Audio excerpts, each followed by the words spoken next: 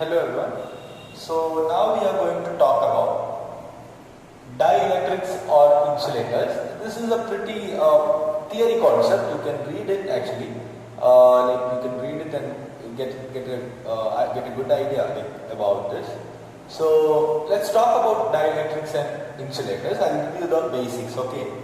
So what are dielectrics or insulators? These are like some molecules, some materials which does not conduct electricity, or they are more of insulators. Okay, so that is what is dielectric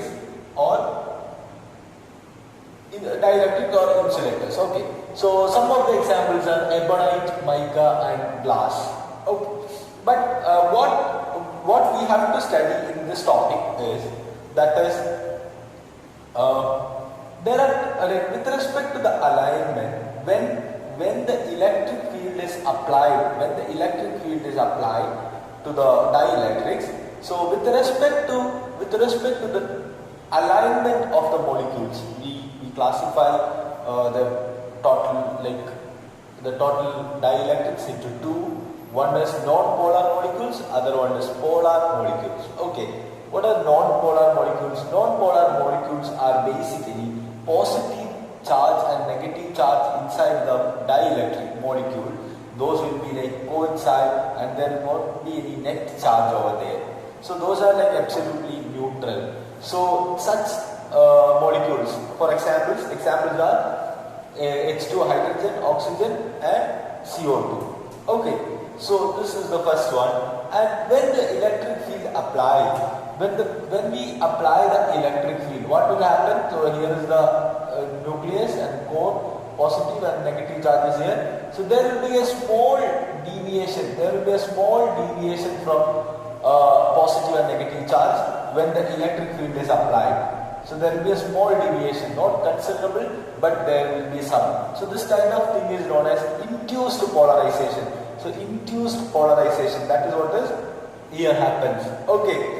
And why we call it as induced polarization? Because this electric field will induce a dipole moment over here. So that is what induced dipole moment or induced polarization. Okay.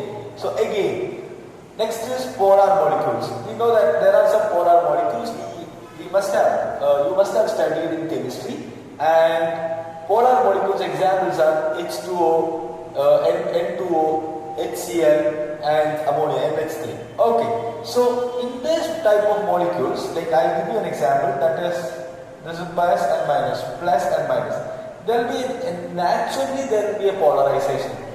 Naturally there is some polarization here. So when electric field applied, so what will happen? There will be a huge change in the alignment of the molecules. Look at this. Initially the molecules will be like plus minus or minus plus. So with respect to its nature, it will align differently or randomly align. Okay, so when we apply electric field, what will happen? There will be a considerable change in the alignment. So this is how it will align. Okay, because electric field is from positive to negative. That is why it is aligned like this. Okay, and that is what is polar molecules.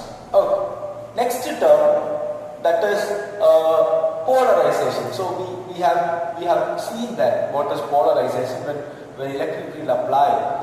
When electric field applies, like something will happen. So that is known as polarization. What is the definition of polarization? It's very easy. Total dipole moment per unit volume of the dielectric. That is polarization. What is polarization? Total dipole moment per unit volume. Okay. So that is what is polarization. It's not a numerical thing. You don't have to do any numerical problems on this. Just understand the concept. And P is equal to, you can write the equation, P is equal to psi E into E external. So, or I can simply say that P is proportional to E external, which means if external electric field increases, so polarization will increase. So that is this relation, and this term is known as susceptibility. This term is known as susceptibility. just like a constant. So in conductors we have permittivity, right? So similarly susceptibility, this is defined for dielectrics.